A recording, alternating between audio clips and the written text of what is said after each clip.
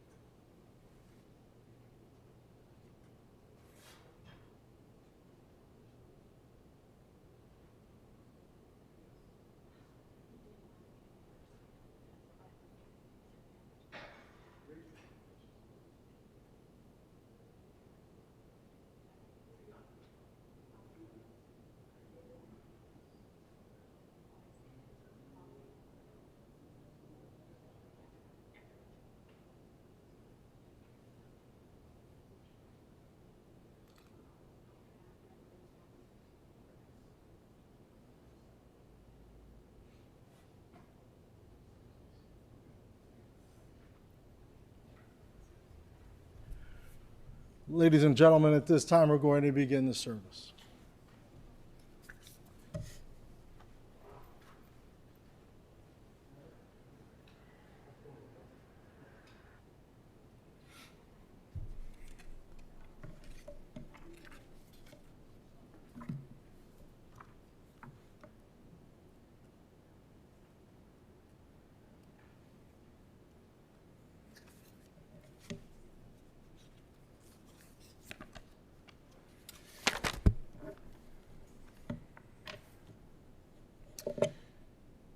Today is an impossibly hard day, a painful day. It's the day we say goodbye to our beloved Yerachmiel ben Yamin, ben Chaim Yisrael Leib ben Miriam, to Benjamin Harris, beloved husband of Debbie Goodman Harris, loving father of Samantha and Rachel and Stone and Truman, cherished son of Miriam and Leon, dear brother of Daniel, Mara, and Matthew. There's a phrase in Chazal, Tzara'at Rabim Chatzi Nechama, that the pain of many is half of a comfort. I'm thinking about this today as we feel the pain, the great pain. You can't even imagine the pain of Benji's family, and for all of us, those who Benji touched, who inspired, whom he loved. There's no full comfort from this loss. We sit with unanswered questions, we struggle, we cry, and we feel the double pain of this loss in the midst of a pandemic, in the midst of a time of great disruption and difficulty, which makes the loss even more difficult to bear. Looking around this room, however, knowing how many people are joining us on Zoom, how many people mourn with us all across the world, I hope that we can be strengthened a little bit by this half comfort, the Chatzi Nechama, of the magnitude of this loss that's felt by so many. And as we go in these moments forward as a community to confront the sadness and the loss that so many of us feel, it's my tefillah, my prayer, that the shared pain that we all feel be a source of comfort as well. We'll open with some Tehillim, some words from Psalms. I'd like to invite Rabbi Matenki from Ida Crown, Benji's alma mater, to recite Tehillim.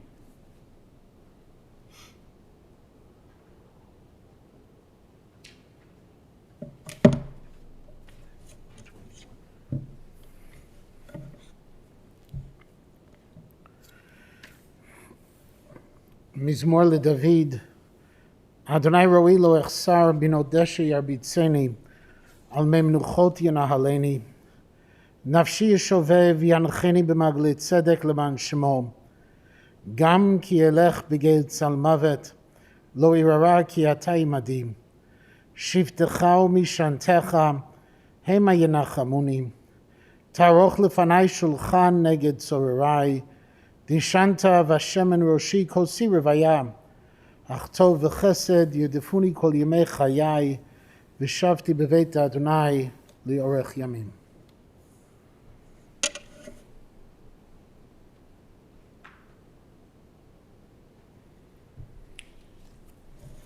This afternoon we'll hear words from Benji's family. First from Rachel, who will join us via live stream, followed by Matthew, then Debbie, then Danny, and some concluding words. So now we'll turn to the screen to hear words of memory from Rachel.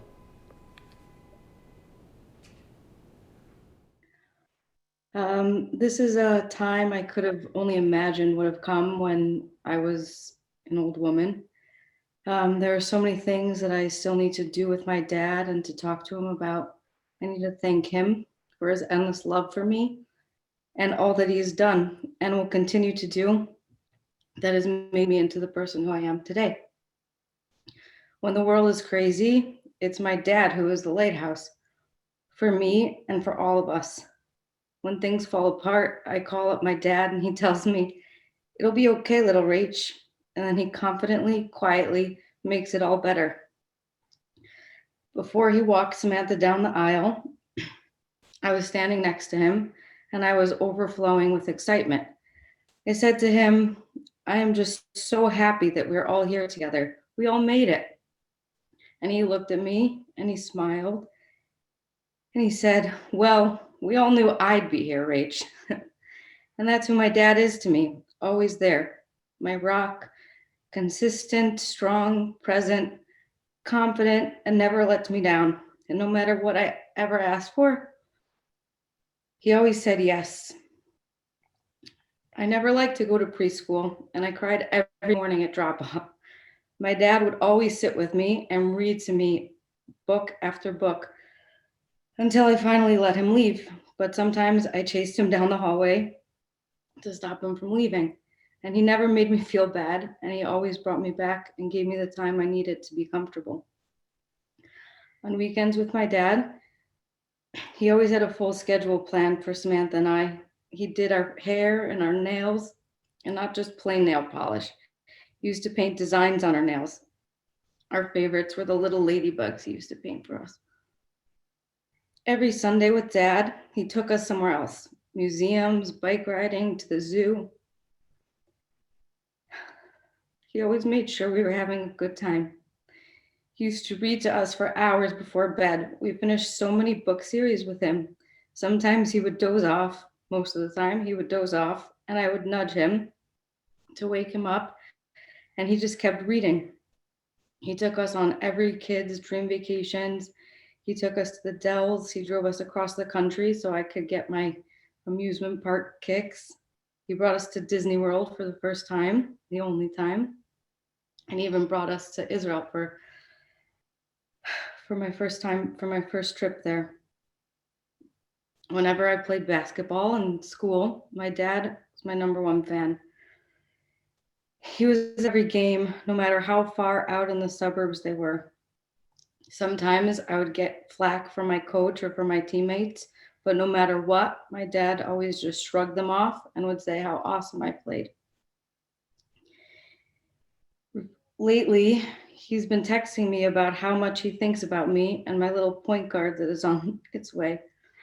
I can't believe he won't meet my children, but I know he's hanging out with them now and showing them the ropes. When it comes to the important stuff in life, Dad always kept me on track. He encouraged me to go to Ida Crown and told me he would make it happen for me no matter what. And of course he did. Dad always also encouraged me to go to Israel, to go to seminary. And when I was there and I did not like it, he told me to stick it out and it would get better. And he was right. I'm so grateful that I listened to him. That year changed my life. Dad sacrificed so much for what he believed in, and his kids always came first. He stuck to what was important to him, and I could never argue with what he stood by because he did everything in such a sweet, soft, confident way that it just couldn't be denied.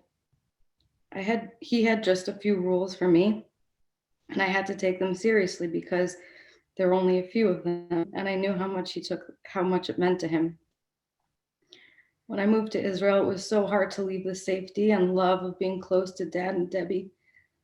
Dad knew how much I loved living in Israel and how much it means to me.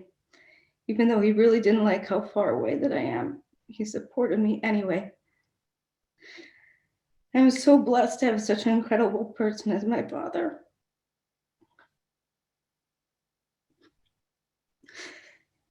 He's the strongest man I know, and I will forever carry his love with me. Anyone who has ever met my dad is blown away by his sweetness and his sincerity. Dad, the world is dimmer now, and I'll miss you forever.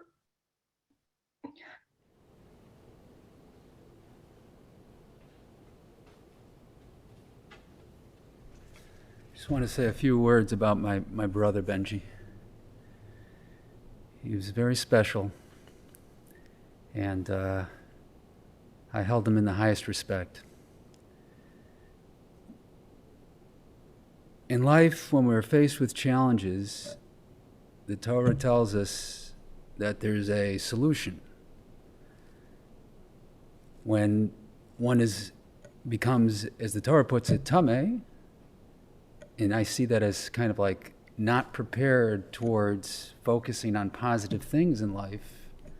You can't go and, let's say, do service in the Beit HaMikdash or all the types of positive things that we talk about in our religion. There's a solution, and the solution is that the Torah says that if you become connected to the ground and immerse in water, then you can sort of reset the balance and have a way of then reinitiating towards positive things. And the Torah gives two examples of what is methods, bodies of water that one can go to. One is a reservoir of water, a mikveh, and the other is a mayan, a spring. A spring has two characteristics, advantages over a reservoir. A spring has the capacity to restore somebody's state while moving, flowing water. Spring also has the capacity to restore somebody's state without a specific limit. As long as there's enough water to become connected to the ground completely, then that is enough water for a spring, even if it's a very small spring. And we can understand why a spring, it has that capacity to restore somebody while flowing, because that is the natural state of a spring. And we could also understand, as I heard from my my Rebbe, Reb Aaron Soloveitchik, he explained metaphorically that a spring also has the capacity to bring somebody who comes in contact with it, restore them to their original state, even with a small amount, because, as he put it, it has the capacity to emanate water without a limit. And, I think these characteristics are something that fit my brother. He was somebody who could flow. He was somebody who, when faced with challenges, he could, incredibly so, transform himself. Go from one profession to the next, go back to school, get an education, move forward, refine himself. That kind of plasticity in intellect and also in one's essence is something that is very hard to find. And so he had that ability to flow, but he was also an extremely humble person. And that was something that brought other people to him. He was humble. He was somebody who, at first glance, you don't realize what you're dealing with, similar to the spring that has the capacity to emanate water without a limit. He had that capacity, that there was a lot more behind him than initially one would see. He was extremely humble. And when people think of him, they think of him, and he had many friends. First of all, they characterize him with one letter, B. That's who he was. He was B. There was nobody like B. Very infrequently, just one letter, that's it. That's a sign of true love of friends towards one another. He was very sweet, and he was funny. He was the only one, or the best one, I should say, at making my mother smile and laugh. The best. That always brought smiles and giggles to my mother. And he was dependable, and he was strong. He could literally lift me up with one hand. He was so strong when I was already a full-grown person. And he was just a lovely person, welcoming. And in that way, if somebody came in contact with Benji, they were restored because they felt at ease speaking to him. He had no airs about him. And he raised with Debbie 4 lovely children, and just beautiful children. And he was just a great and beautiful, perfect fit for Debbie.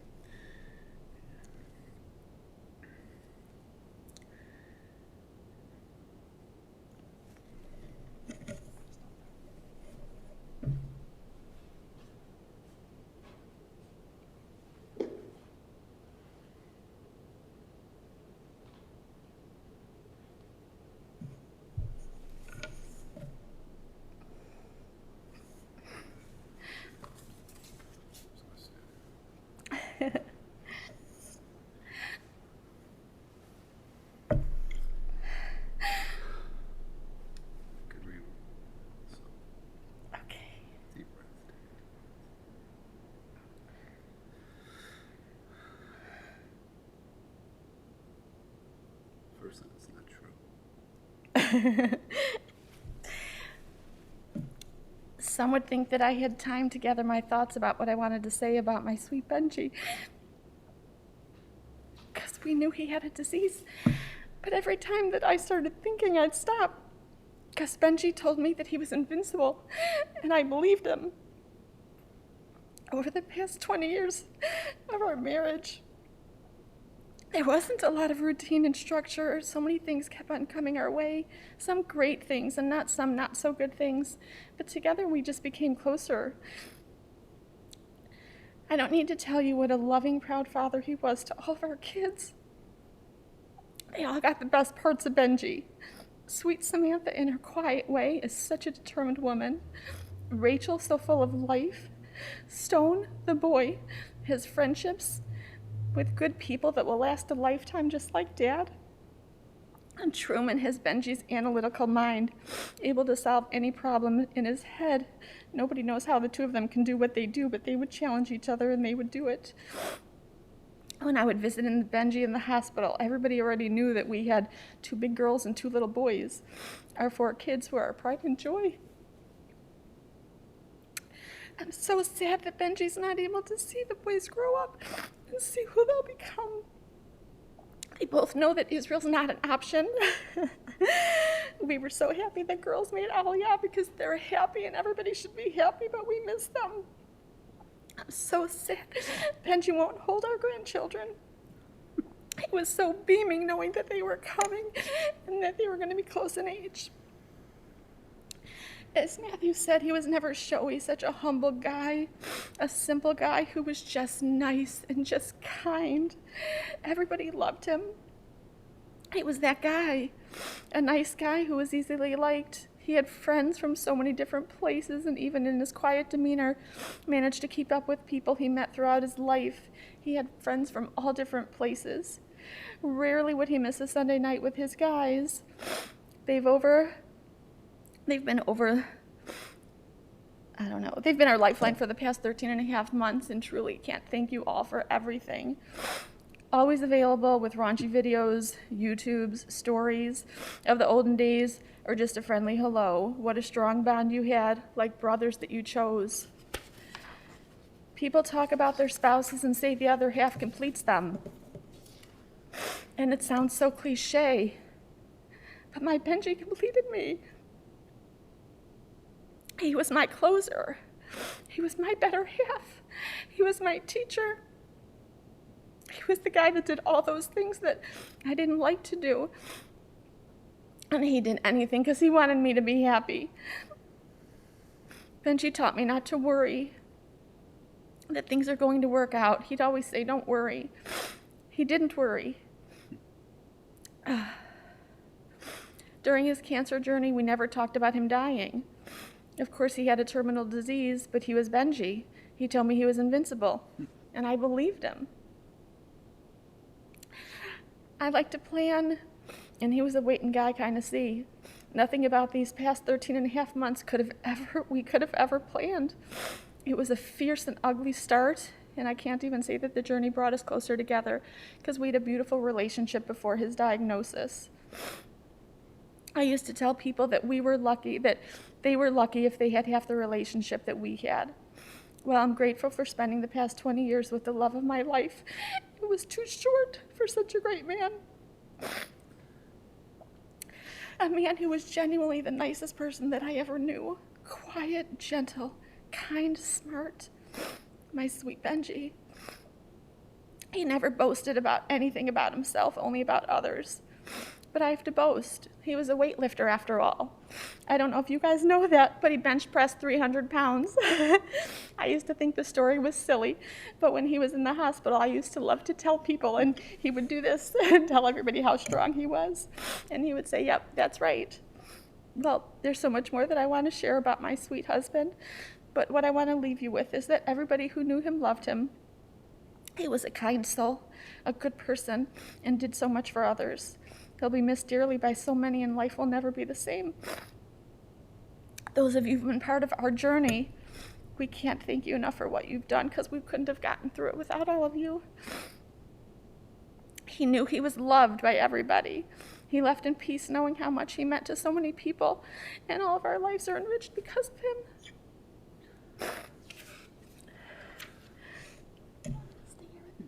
Okay, that's fine. I don't have to. No, it's up to you. I don't know. We're going to find out. Thank you, everybody, for coming today, or Zooming in, or however you got here. I think it's good I went last, since a lot of what's been said is in my very short presentation. B was my brother and my friend. It's a classic case of the sum total being greater than its parts. He was my vault and my go-to person on all matters. When I woke up this morning, I could feel a different world, a less world. I've used so many of my same words. You will never meet anyone as sweet, kind, gentle, charming, brave, and courageous, and just fun to be around. B had a magnetism that drew people close to him. Everyone wanted to be B's friend. He was loyal to so many, and his friends have always been there for him. Their care, concern has been off the charts. In our family, B was the favorite sibling. I don't know if everyone agrees, but they will today. His witty, dry humor kept us laughing throughout holiday meals, especially Bubby. His affable nature was a give and no take. B was the big toe. He kept balance, and we very much depended on his ability to keep sanity at the table regularly. B lived for Samantha, Rachel, Stone, and Truman. If they would call, he would drop everything to chat. His eyes would light up as he told me how they were and what they were up to. His love for them, for you, was to the stars. He was so proud of who Samantha, Rachel, Stone, and Truman are and will become.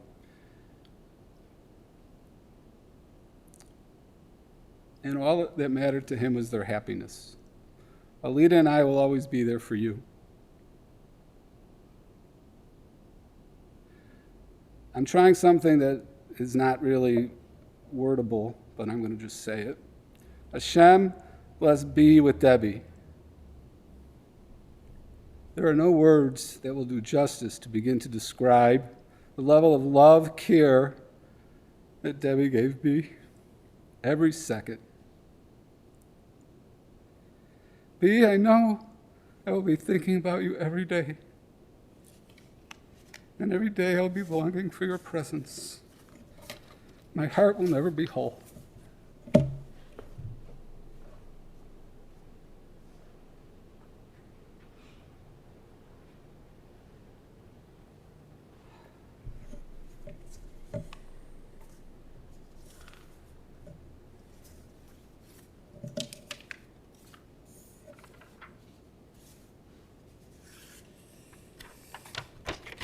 This past Shabbat, we announced the coming of the new month of Adar, a month associated with Simcha, with joy. Mishenichnas Adar marbe b'simcha. When we enter the month of Adar, we increase our joy. It's very difficult for me to think of increasing joy this week. And yet, as I was thinking about Benji, when I close my eyes and I picture his face, I think of Simcha. I think of joy. I think of Jewish joy, not frivolity or laughter necessarily, but the joy of a life of fullness, the joy of gratitude, the joy of seizing every moment, the joy of bringing joy to others. This was Benji. The last picture, the last image I saw of Benji was a picture just a week or two ago when he was so very sick. He was in the hospital, it was the two of you, and he had a goofy face. He was making a funny face. And when I saw that picture, it made me smile. And knowing how sick and how much pain he was in when that picture was taken just goes to show you what Benji was all about. He was a Baal Simcha, a master of joys. Simcha Shel Mitzvah, the joy of Torah, the joy of Judaism. He had a deep love of Torah and of mitzvot and of the Jewish people. And I'll forever associate with Benji the mitzvah of chesed, the mitzvah of giving, of helping. Whether it was Mount Chitim and the work he did tirelessly there, within the shul, he was always looking to start another chesed initiative, to start teens shoveling snow or helping the poor. The work he did with Debbie, volunteering, helping those with different abilities, or just the quiet favors that he did. The quiet favors because it was the right thing to do, not to see his name in lights, not for ego, just to do the right thing. And that brought him joy. He was a master of the simcha that comes from deep friendships. As has been mentioned, Benji was an incredibly dedicated friend, always there for his friends, and his friends who were so there for him over the last 13 months in unbelievable ways. Just the WhatsApp group of Tehillim, the amount of people davening for Benji every single day. Benji would always do what was needed for a friend or for anybody.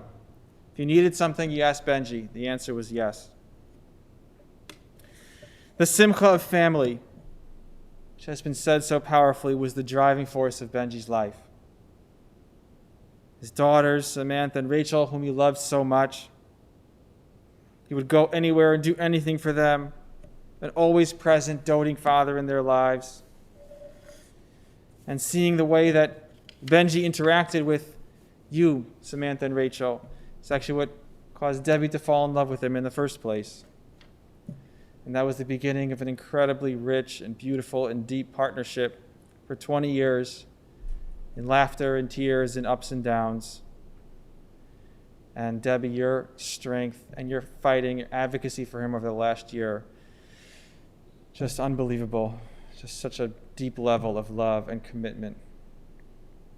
And for Truman and Stone, how he loved both of you, how he loved watching you grow, how he admired you and marveled at you and gave you space, all four of his children, to be themselves, to find who you are. He was so proud of each and every one of you, each in your own ways. And he would always stress that to me every time he spoke, how much he loved you, how proud he was of the people that his children were becoming. There was no greater simcha for Benji than the joy of family. Just being home, playing board games, solving math problems, playing sports, whatever it was, just being there with family was the greatest joy. And his sense of simcha, the simcha of family, extended beyond nuclear family, a devoted brother and son, uncle, cousin, and beyond family, beloved by everyone, all kinds of people, the friends of his children, the nurses in the hospital, people at work. Everyone saw that Benji was someone who treated the world with kindness and respect and with love. And anytime you'd communicate with Benji, even in his sickest moments, he would leave you feeling uplifted and inspired. Many times I called in to check on Benji or to text him, trying to lift him up, and I would leave from the conversation feeling uplifted. Benji fought valiantly and won many battles, and he came very far, thanks again to the valiant advocacy of his wife, the protection of his children, the care of his siblings and his parents and his friends, all those who rallied for him. And he did not reach, in this world, the simcha of Adar that's to come. The joy he could have brought into the world was cut short, cruelly. And it's a tremendous loss for each and every one of us. We've lost a source of joy, of positivity, of encouragement, of love. And so knowing that a tremendous source of simcha in the world is gone will definitely dampen the joy that so many of us will feel this Adar. But perhaps it's also a charge that we can hold on to when we think about carrying forward his legacy. We will deeply miss Benji, and the pain of this loss will be felt deeply by many for a long time. And we will also do our best to bring the simcha into the world that Benji would have wanted. not the simcha of frivolity or simple or pleasures, but the simcha of Benji Harris, the simcha of family, the simcha of friendship, the simcha of mitzvah, the simcha of chesed, of helping one another. The joy, the simcha of a life lived simply and fully with friendship and love towards all. Tehei nishmato tzura b'tzura chaim, may his soul be bound in the bonds of life. Now I invite you to rise as we recite the Kel Malei Rachamim.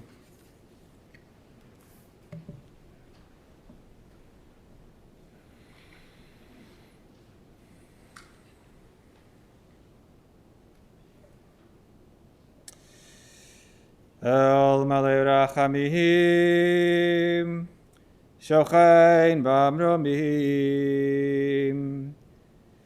Hamtzei Minuchon Nechona, Al Kanfei Ashchina, Bemalot Kedoshim Utorim, Kezoar Arakia Mazirim, Et Nishmat Yerachmiel Benyamin Ben Chaim Yisrael Leib, Shalach le'olamo, bavur she'anachnu mitpalim bar azkarat nishmato, began eden tehem menuchato, lachein bal harachamim yastireu b'seiter knafav le'olamim, v'yitzror b'tzor ha'chaim nishmato, Adonai hu nachalato, v'yanuach b'shalom al mishkavo, v'nomar Amen.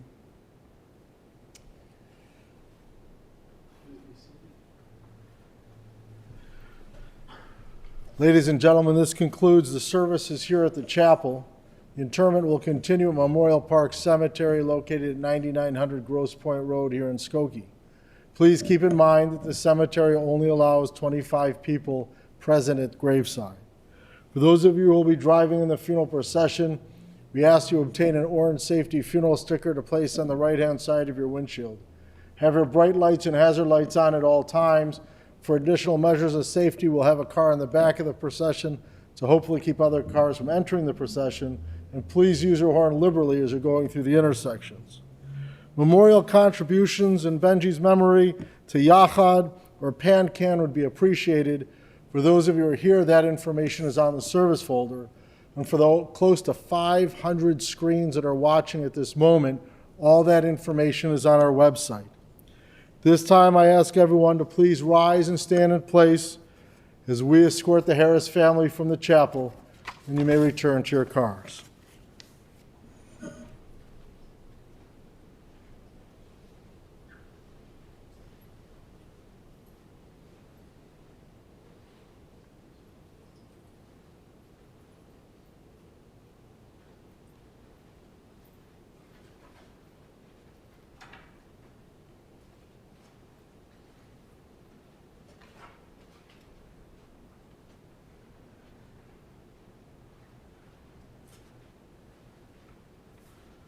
For those of you who are still online, we will continue the Zoom at the cemetery.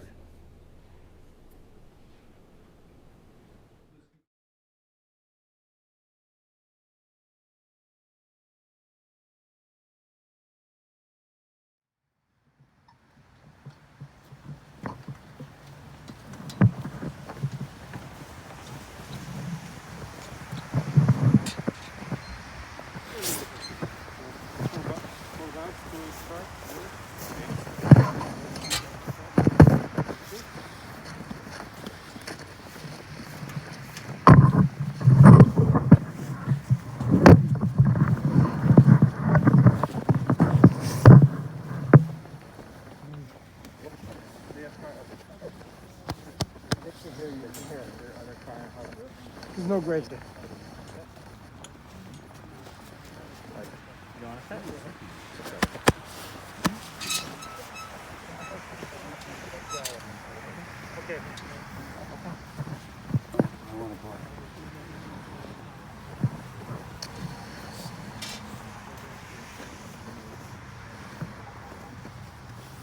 And we're now going to begin to lower the casket to say our final goodbye to the physical family. Once the casket is lowered and the workers are completed, you'll be invited to participate in the formal burial of Benji. There should be shovels available, and the custom is first the family take a shovel and holding it backwards, opposite side facing, to shovel dirt into the grave. The backwards shoveling symbolizes our wish to go as slowly as possible, our wish that this wasn't happening, and to hold on for as long as we can.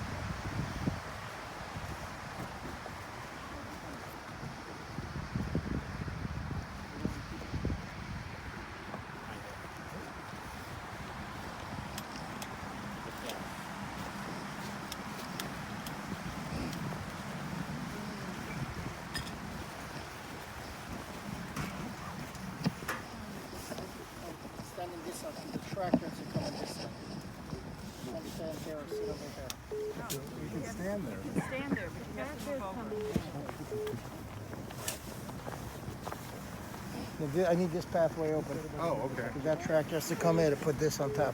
Got it. So I was good where I was. Yeah. Just walk forward, go behind it. Yeah.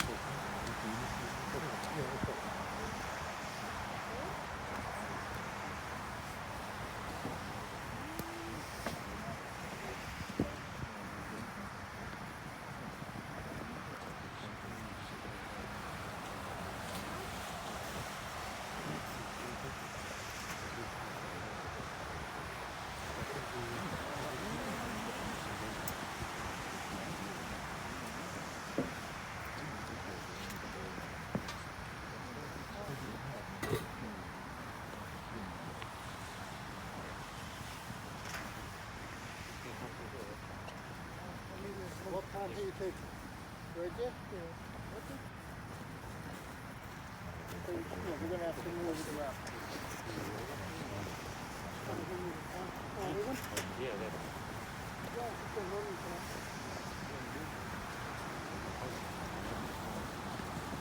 You good over here? Who's gonna move the speakers? More, a little bit more.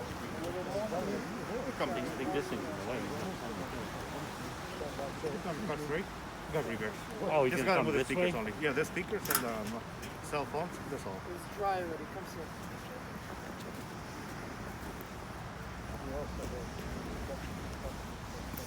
Wanna move this back? You know what? I think he's gonna swing around this way. We're just gonna move this. What are you doing? I'm just gonna. I'm gonna move this. I think he's gonna come through this. Not gonna come. Move people. That's it.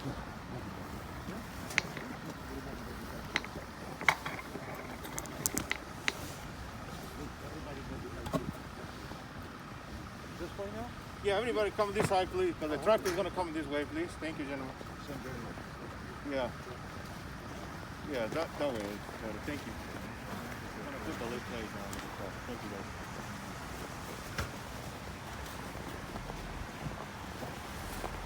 They need a system. Huh? They need a system.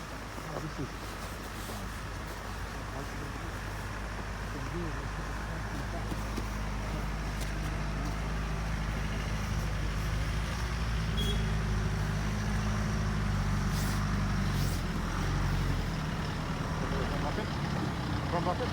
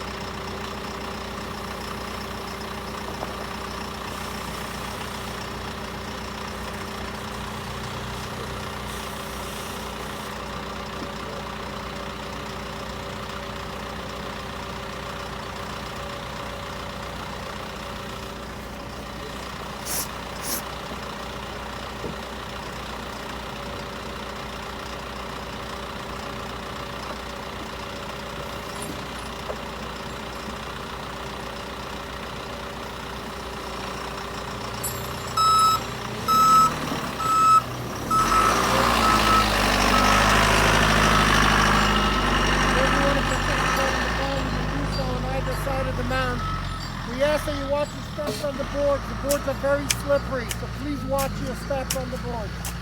Here, come ahead.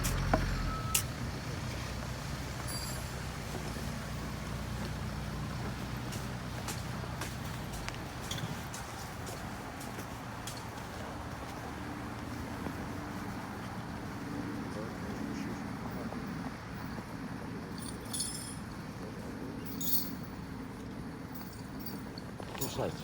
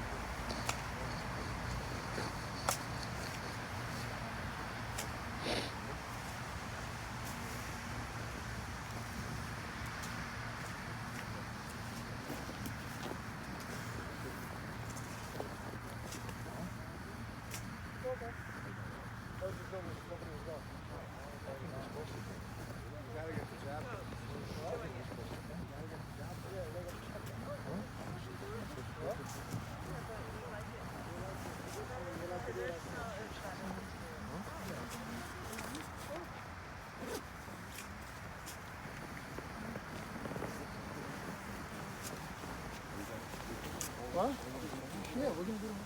Okay, so no, when you say we, all of us, right? All of us. Okay, okay, very good.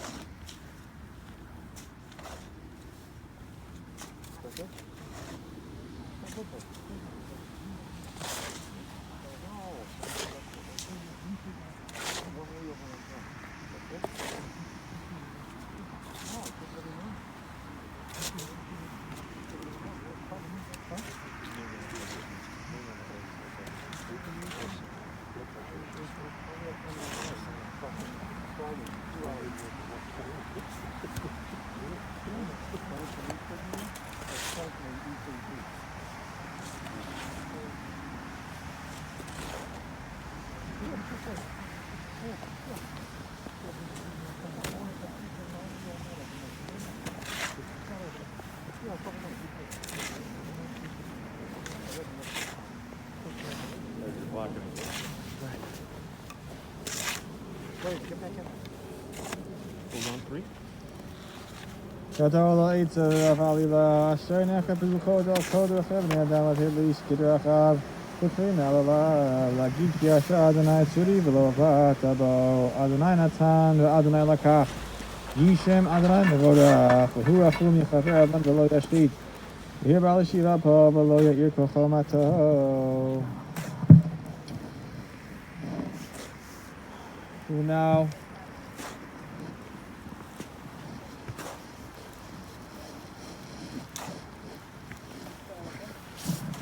just a moment as the burial is concluding. We'll prepare to recite the special Kaddish after burial. Following the Kaddish, I'm going to invite everyone to walk this way and form 2 rows through which the mourners will pass, and we'll offer the words of consolation. Simply, can we begin the Kaddish? Please recite with me. Yikadal v'yikadash shemei rabba Yalma dihu atid litchadata Ula'achaya metaya Ula'asaka l'chayei alma U'lemivnei karata Yerushalem U'shachlel heichala begavei U'lemakar pulchana nuchra'a me'ara'a Ula'atava pulchana dishmaya la'atra Yamich kucha richu kamalhute vikarei Bechayechon uvyomechon uvechayei dechol beit Yisrael Vagala vizman kariv vimru amen Yehei shmei rabba mevorach leolam u'omei olmaya Yitbarach v'yishtabach v'yitfa'ar v'yitovan v'yitnasei V'yitadar v'yitalel shemei dekudisha b'richu Leila min kol birchata v'shirata tishbechata v'rechemata Tamiran ve'alma v'imru amen Yehei shlama rabba min shemaya Chayim aleinu ve'al kol Yisrael v'imru amen Oso shalom yomav V'yaseh shalom aleinu ve'al kol Yisrael v'imru amen